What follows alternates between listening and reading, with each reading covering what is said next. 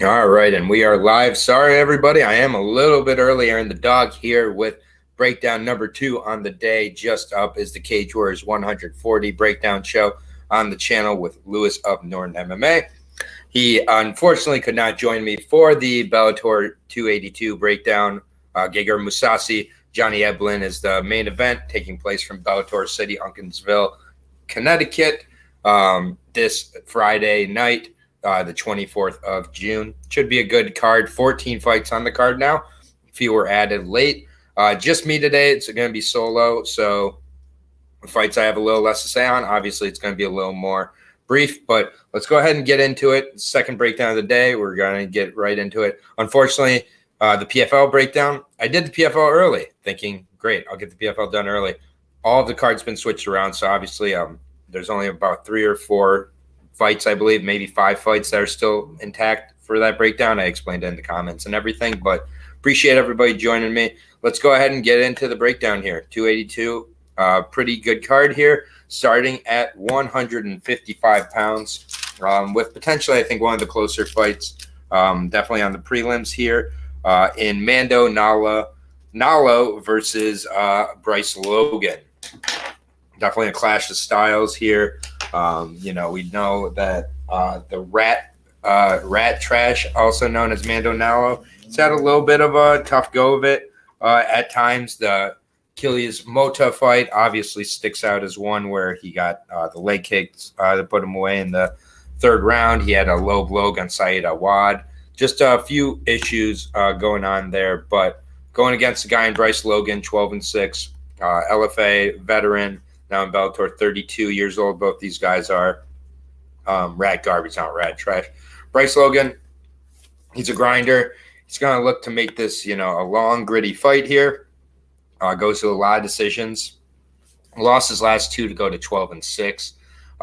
That last fought in August of last year with Bellator, where he lost the decision to Mike Hamill there. I rate Mike Hamill a lot higher than a lot of people. Before that, the split loss to George Karakian. Georgie K, obviously a good fighter. Wins over Jacob Rosales and Jonas Flock in LFA, as well as Kenneth Glenn. Those are all, solid wins there for sure. Has lost to Nate Andrews as well as DeMarcus Jackson. Win over Dakota Bush. So he's been all over the place. Mendonka, like I said, has really good moments. The Ricardo Sessia fight. Where he got the Superman punch. I mean, he puts on a show when he puts guys away. The Carrington Banks fight, another good example of that. Head kick win over Alec Williams. Just, he's definitely had some highlight wins. In the losses, he's looked a little rough. Nick Brown put a beating on him and put him away, but I rate Nick Brown really highly. For me, I don't bums Kelly. Yeah, I mean, I like, Mando can do things to certain bums, though, so that's why they call him rat garbage. I'm not putting anything behind Mendonka here at the price he's at, which is currently minus 200. I think that's pretty crazy. I do think Bryce Logan can definitely steal this, but my official pick will be Mendonka. I think he gets a decision here. I think he, neither one of these guys I would put a lot behind. So we're going to wrap up that one, move on to the next fight here at 185.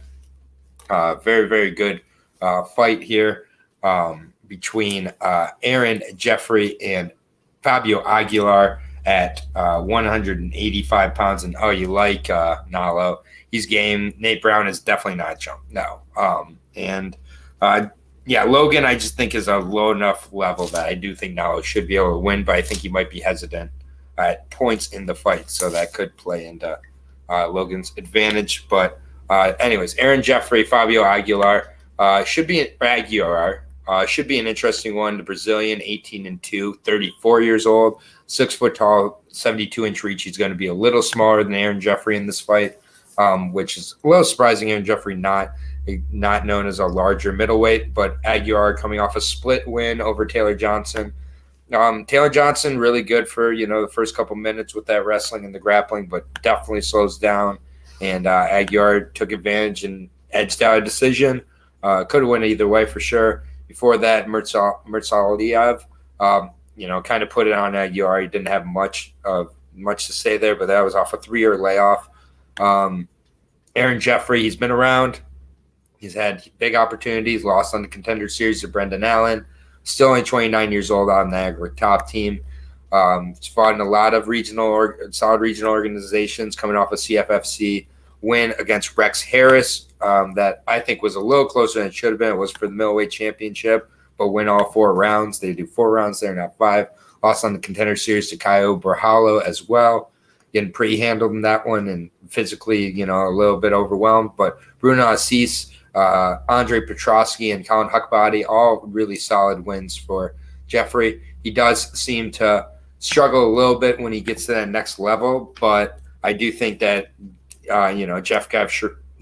Jeffrey should, use the cage, use the rounds, use his grappling to kind of gas out Fabio here. Fabio's pretty non-threatening so far in his return. So I like Aaron Jeffrey in the spot quite a bit, and it's a good opportunity on a big stage to get a win finally for him. I like the price at -150, +125 on Fabio. I think Fabio has to threaten early, but I do think Jeffrey should be able to get the wrestling going and has a cardio edge as well. So give me Aaron Jeffrey in that spot.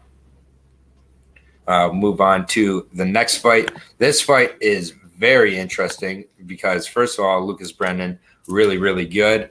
And second of all, I think he finally has an actual test here. We'll see how much of a test in Johnny Soto. Johnny Soto's had weight issues. That's first thing that needs to be noted. But Johnny Soto, yeah, Kelly agrees. Johnny Soto is live here for sure.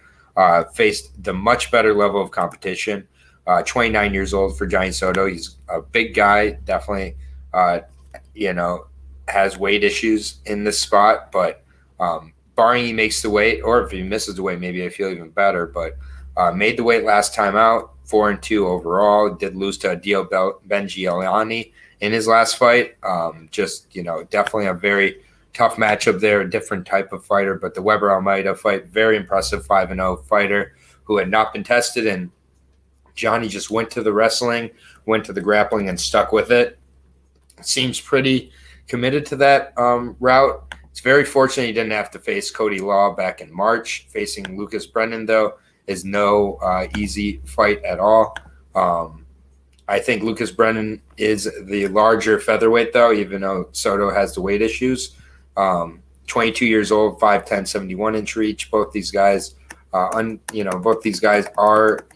grapplers, but I think Soto, it's a little more about the control while it's a little more about going for the submission for Lucas, and he can get away with that being against guys like Matthew Skibicki and Ben Lugo in his last fight, getting assassin chokes, facing 0-2 at 1-4. All his fights have been with Bellator, though. Bellator usually does a good job of leveling up their guys. I will give him that. But, yeah, Soto is a tough test here. And I do think this is a spot where I could see some people, looking to get on the underdog here in Johnny Soto. If he makes weight or misses, it's an interesting spot. Lucas has gone to a decision against Andrew Salas. I do like to see that. I see a lot of first-round finishes, though, against low levels of competition. So potential for Johnny Soto to expose him. I don't think this is the spot where Lucas gets exposed, though. I am going to go with Lucas Brennan, but I am not betting it by any stretch of imagination at -450. I do think +340 is a live bet for Soto, and I get anybody on it. I'm personally not going to take that shot, though. So I do have Lucas Brennan here. I have him winning by decision. So a -450 winning a decision against a fellow grappler, not what you're looking for. Phantom versus Skywalker, good nicknames. Next fight here at 155. Very, very good. Yeah, Soto needs to keep it standing to win, I assume. Yeah, if you're betting on Soto standing, then you're in a little bit of trouble, in my opinion. But next fight here, a good fight between Dan Moret, who shocked the world against Goichi Yamauchi, whether or not you thought he won it or not, with Bellator, so definitely reignited himself. Achilles Mota training with Glover Teixeira, Alex Pereira out there in Connecticut.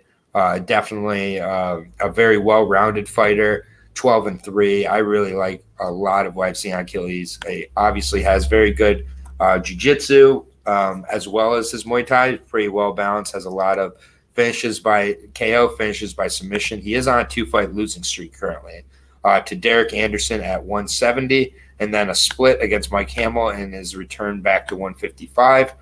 Mike Hamill, he's a grinder. No shame there. He's going against another grinder here. He does like to go to the guillotine quite a bit when he's getting taken down, which is a little bit of, a scare for me. But I do like Achilles' well-roundedness. I like his stand-up quite a bit. I think he is training with really good guys out there in Connecticut. Glover Teixeira is going to be in his corner for this fight. Is in Connecticut, so not a big travel for Achilles, the Brazilian here. And, I just think, to me, this is a close fight, but I do like what I'm seeing Achilles and how he matches up here with Moret. But Moret he's a grinder, man. He's going to spoil. Apple pie shitter extraordinaire, 35 years old now, 6 foot tall, slight reach advantage here, also coming off a loss with Fight Ready MMA. You don't love to see a submission from Spike Carlisle in the 3rd round. And Mota's cardio is a bit sus. So is Spike Carlisle. So, yeah, for me, it's an interesting one. I definitely can see Moret route to kind of grinding it out. Moret can grind out a lot of wins here. But I'm going to go with Mota here, actually, to edge out this fight. I do think it goes to a decision. But, yeah, definitely a fight that is very, very close. I'm just going to edge with the dog here in Achilles Mota at plus 140, minus 165 on Moret. For me, Moret, the hitman, getting finished by Carlisle that last fight was a good fight, very competitive. The Gochi Yamauchi fight, I personally didn't score that for him, but yeah. I'm not getting involved too heavy, but again, I do like Achilles Mota as the underdog here in Connecticut.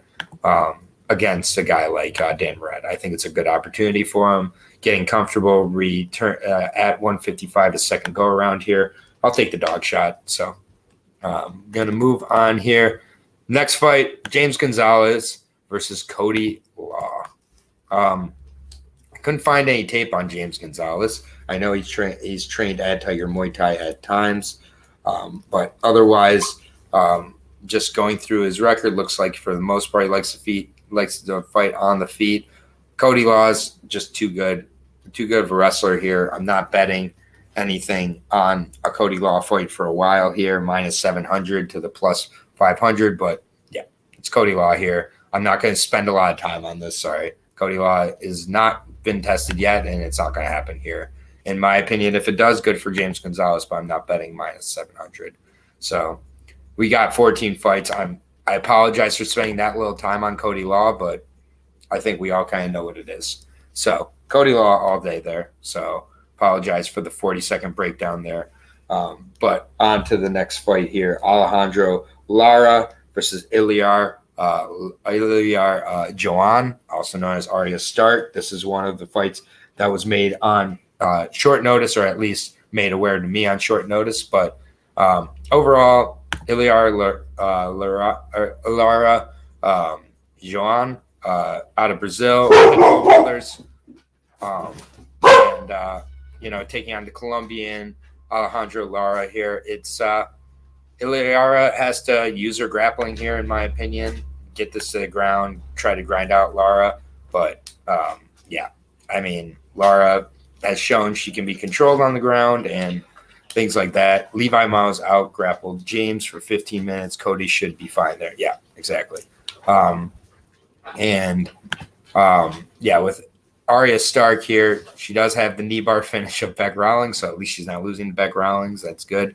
But got ground and pounded out by Kana Watanabe, lost a split to Vanessa Porto. Vanessa Porto is okay, but she's definitely towards the end here.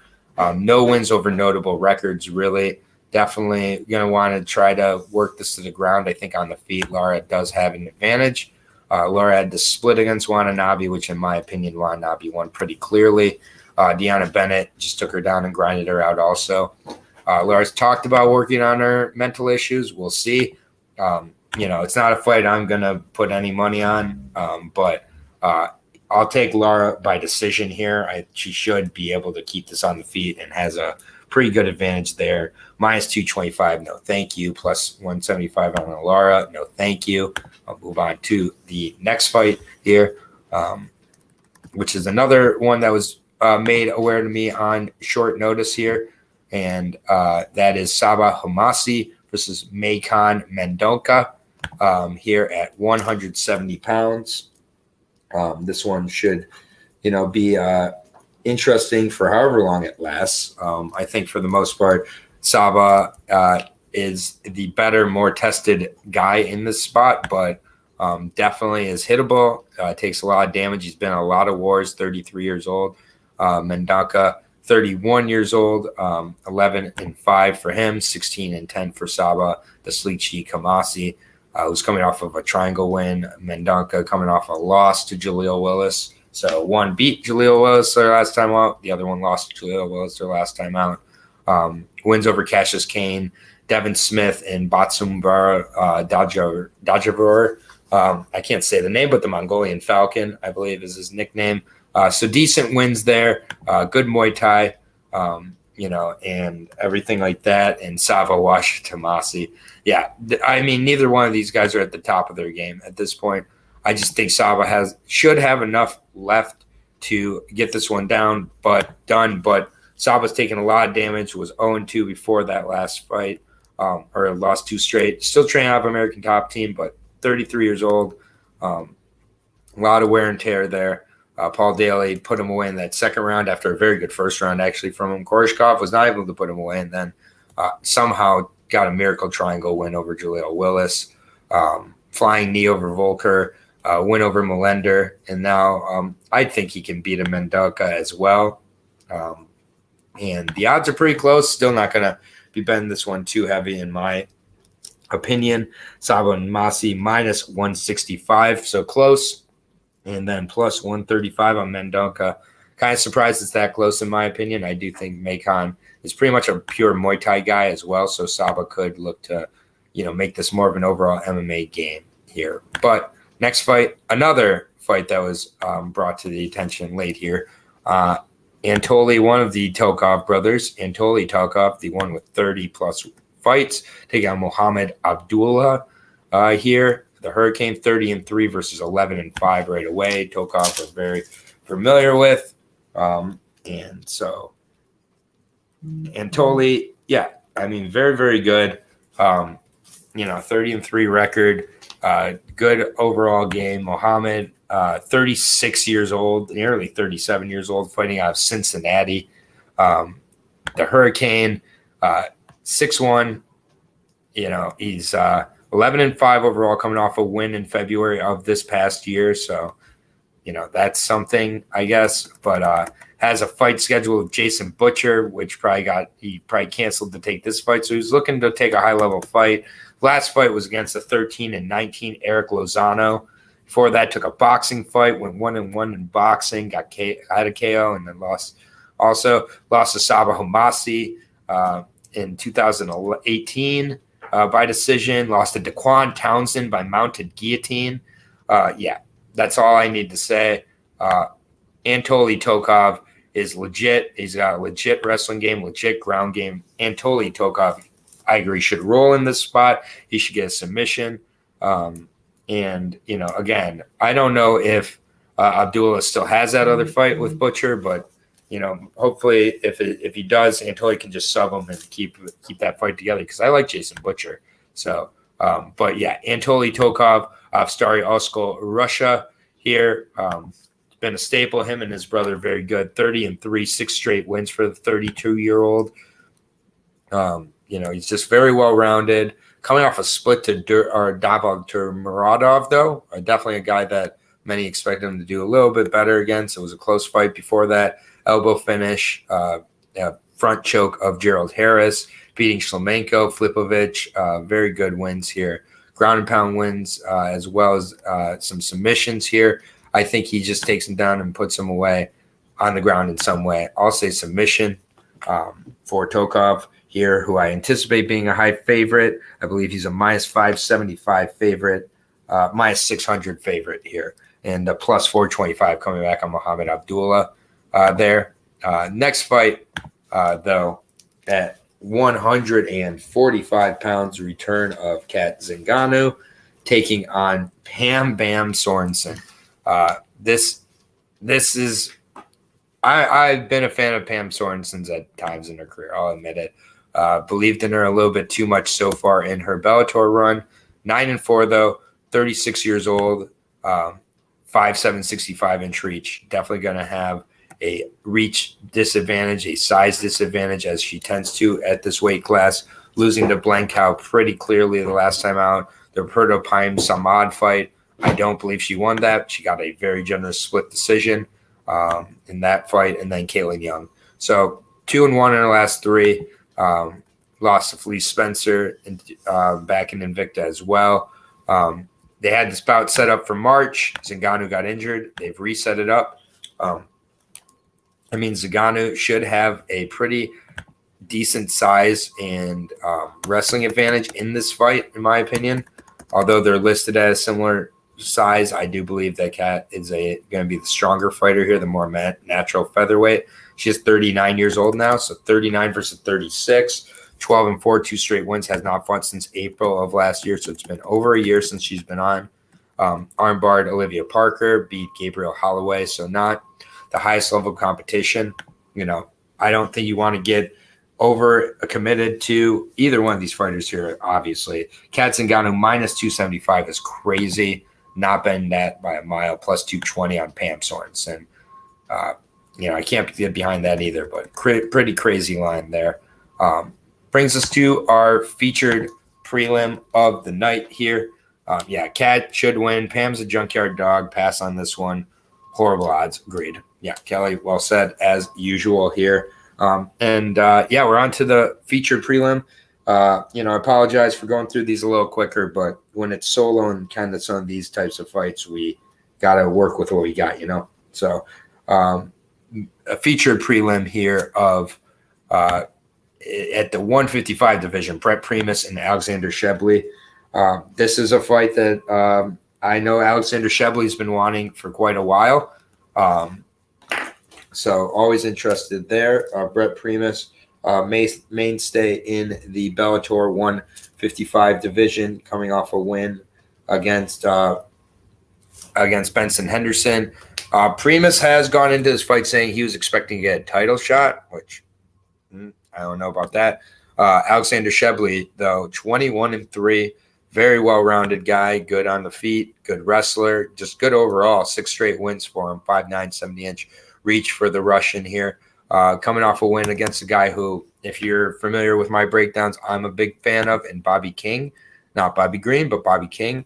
Getting that decision over Bobby King his last time out, definitely very, very good statement, as well as the decision over Alfie Davis. Those are 2 very difficult guys to get decision wins over. Tested himself with Fight Night Globals, wins over guys like Adriano Martins, 14-2 Alexander Sadade. Looking very good as well there.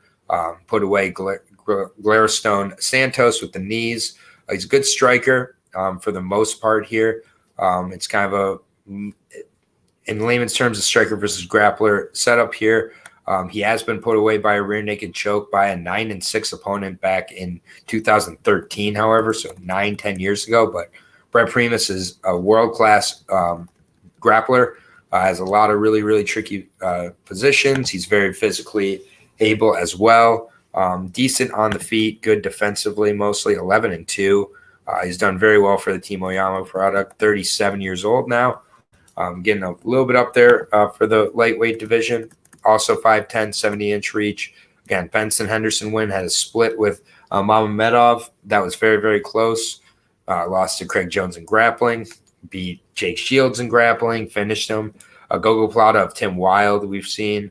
Lost a decision to Chandler. Beat Chandler in that weird ankle spot. Had a split with Gladstone Santos as a shared opponent. A split with Derek Anderson. So definitely has moments he has trouble against the stand-up particularly. For me, I really like Shebley's chances coming into this for 2 reasons. One, I feel that he might be being overlooked by his opponent here, who was expecting a title shot in Primus. Shebley's been very focused on Primus for over a year now, so I do believe He's going to come in with a good game plan, and I think on the feet there's a significant advantage for Shevchenko. But Primus is a live dog at these odds. Shevchenko minus 225, Primus at plus 180. I do think Primus is a live dog. I do think that he's been there with a much better level of competition. And I do think that there are some routes to beat Shevchenko in this spot. But Shevchenko is going to be my official pick here, but I can understand people on the dog side here. So not going to bet it too heavily because that is a rough price to pay for Shevchenko in this spot against Primus, by far, his toughest test in Bellator, and if not, his whole career so far. So should be interesting. We're on to the main card here. It's pretty funny. This fight made the main card, but Brennan Ward, who made his return last time out, definitely had what appeared to be some signs of some previous PED issues, if I'm being honest, but it is what it is. Made his return after 3-4 plus year layoff, got a KO. He's going to go in there against Cassius Kane, who is willing to stand and trade, 35 years old versus nearly 34. These guys are going to stand and trade until someone goes down, in my opinion. Cassius Clay is 6'1", killer Cassius Clay. Kanye, also known as Cassius Hordorf, 12-7, won his last fight out in April, where he beat Montreal James, a 3-8 opponent by decision. Got triangle choked by Mendonka, not great. Kalen Bourne beat him. Derek Krantz got a split over him, knocked out a 6-7 guy. He just beats a very low level of competition, as a win over Jordan Larson back in the day with LFA. Yuri Villafort, he fought. Maki Pitolo, he knocked out, and he lost to Maki Pitolo as well. Very interesting career for sure. Brennan Ward also with an interesting career, 15-6 now, coming up back from a long delay there to get that knockout of a 10-10 Brandon Bell. Just Brandon Bell looked like he didn't belong in there and had some weird issues outside of the octagon or the cage that we're not going to talk about. Before that, had been off since 2017, nearly 4.5 years. He should be able to continue against Cassius Kane here, and Kane is live. Ward looks so bad in his last fight. Yeah, I'm not betting either guy, honestly. I've seen a lot of Kane's losses, and he doesn't look great in a lot of spots. Holdorf, as he's also known. Brennan Ward, though, minus 260 is rough, and I'm not betting that. Plus 230 on Kane. You don't want to bet either side here, in my opinion. I'll take Brennan Ward to get the knockout, though.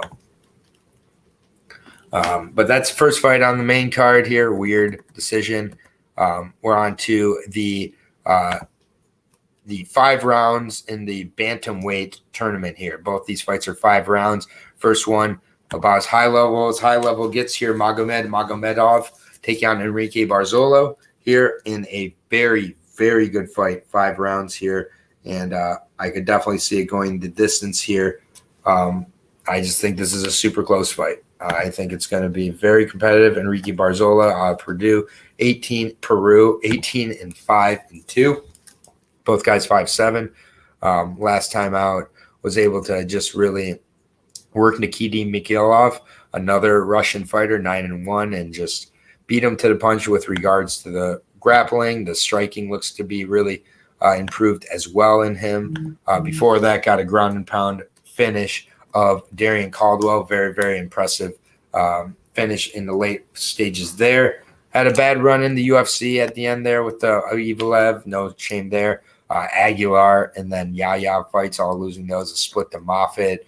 Decision over Brandon Davis. He's just a good, steady guy. Has a really good gas tank as well. Keeps going. Seems very, very confident inside of Bellator. But he's going against Magomedov. I think one of the best 135ers in the world, 18-2. Did get upset in his last fight against Rafion Stotts, though. Rafion Stotts showed there's another level to this, that he just was so much quicker and more athletic and aggressive than Magomedov. CJ Hamilton is win, as well as Matos with Bellator. So definitely a lower level of competition in Bellator. He's beat, but being in there with Stotts, but not really being too competitive there. I do think for Barzolo, pushing the pace is a key. I do think Magomedov at times is a bit inactive and slows down at times. this being 5 rounds, I think plays very huge into Barzola's hands as well. I think this is going to be a very, very close fight.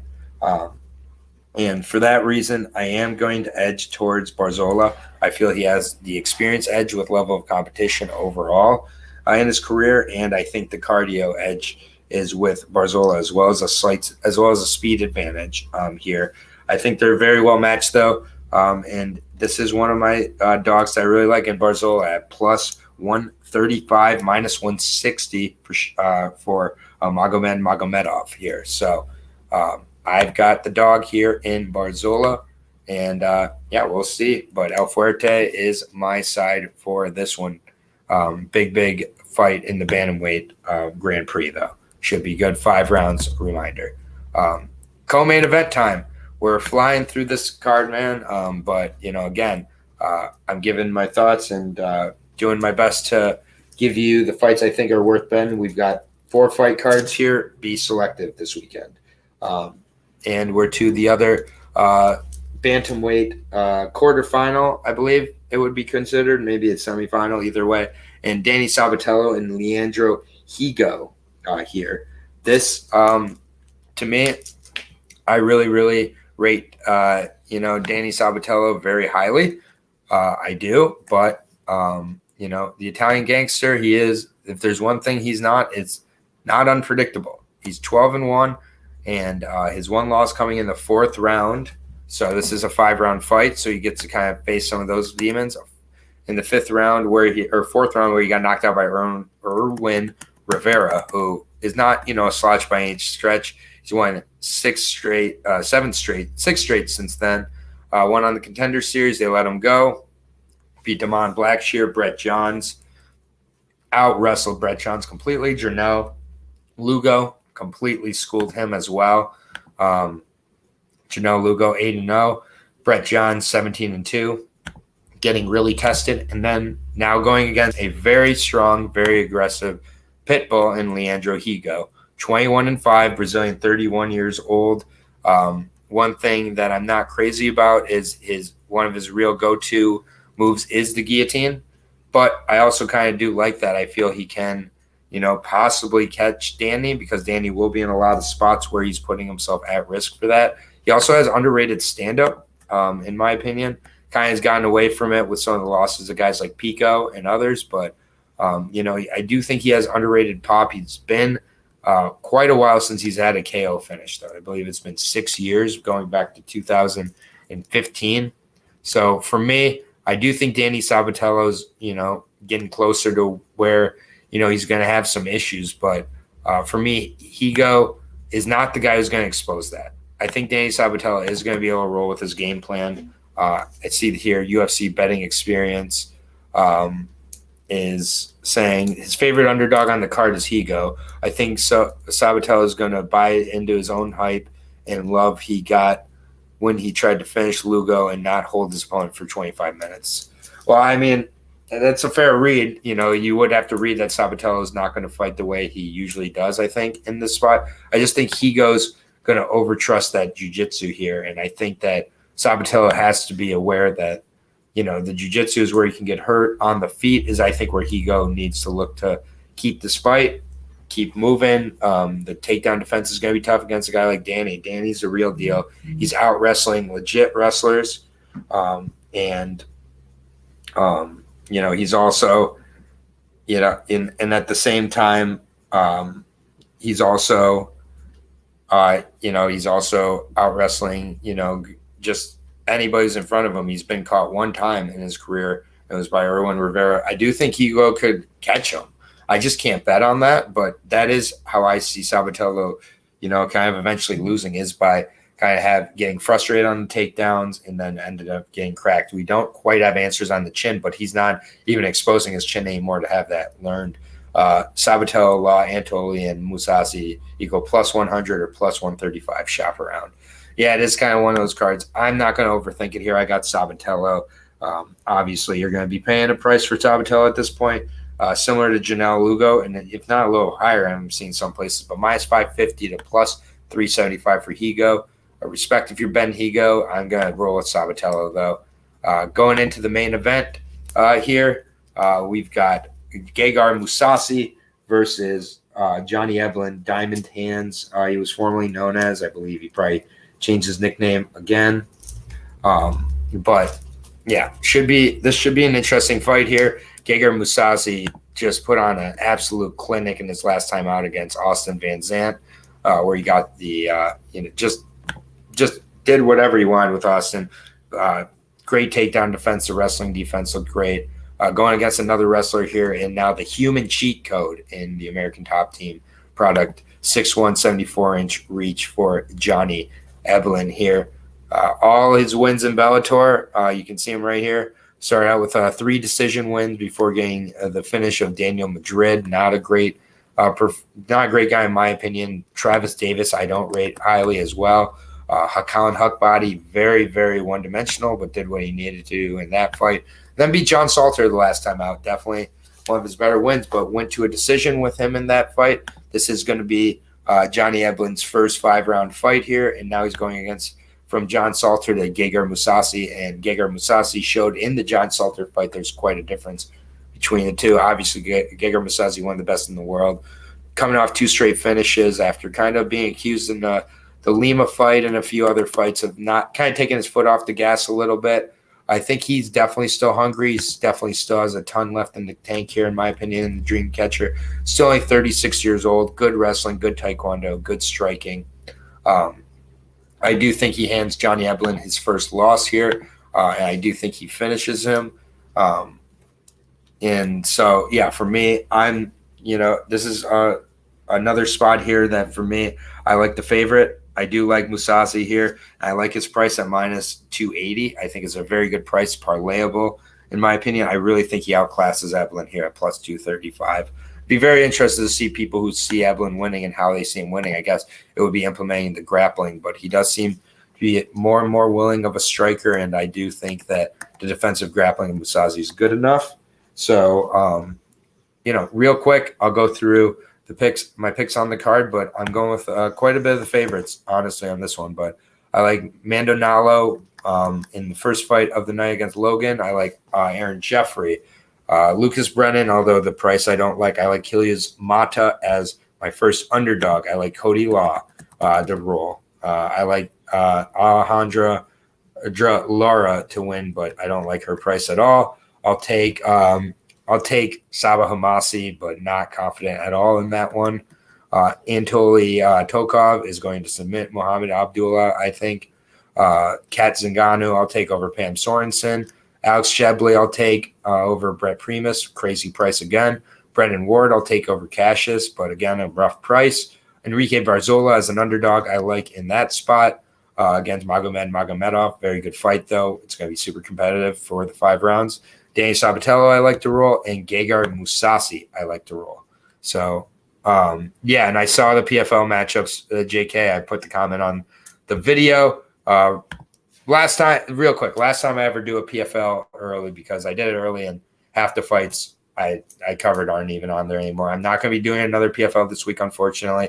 But PFLs I'll be saving for later in the week from now on, since I see how much they're changing, even in the middle of the regular season. Isaev is off the card as well as many others. But that's going to do it for the 4th and final breakdown of the week. I want to thank everybody who has joined on to the show here. Really, the support means everything to me. I really appreciate it. We're over 500 subscribers now. Done that completely organically, as you can see. It's not always pretty. But I did get a gift that I really quickly wanted to, open up. I know that people can take off now, but it's from a big supporter of the show. It's from Bunny herself. We got our first and only steak fight shirt. So shout out to Boston Comments. Seriously, just got it in the mail, and means a lot. If you know what a steak fight is, you've been around and you're watching this channel. So hopefully not too many of these fights this weekend are steak fights, but if they are, it is what it is when you roll with it. We got 4 cards. Be selective and be smart with your bets. But for Aaron the Dog, that is the end of one of my quickest, if not my quickest, solo breakdown of a Bellator yet. But I tried to get right to the point there and, not include any information that didn't need to be included. But We got all 4 breakdowns up on the channel now. We've got the PFL partial breakdown, so whatever you can find there that is helpful from that breakdown. So 4 or 5 fights are on there that I broke down. The UFC breakdown with Lewis is on the channel. The Cage Warriors 140 breakdown is also on the channel. Really good stuff there with Lewis as well. Timestamps are included. Timestamps will be up for this at the end. Any other questions anybody has for me? I'll stick around for a second if anybody has any. Otherwise, we'll kind of just, we'll sign off. Yeah, JK, of course. You've been here since the beginning. You're welcome. I do my best. Appreciate Rick James. Always super supportive. Shout out to Stubborn Mick Kelly, my boy. Always helping me put together those parlays. I appreciate you all. Hopefully that we can keep growing the channel.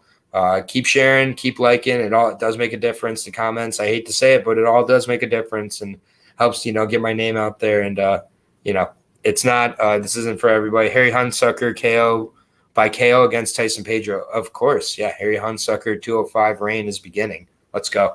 Thank you, Kelly. If there's no other questions, double-digit viewers for both shows today, I'll take it. Appreciate it all. Give another 10, 9, 8, 7, 6, 5, 4, 3, 2, 1. Thank you again, Bunny, for the steak fight shirt.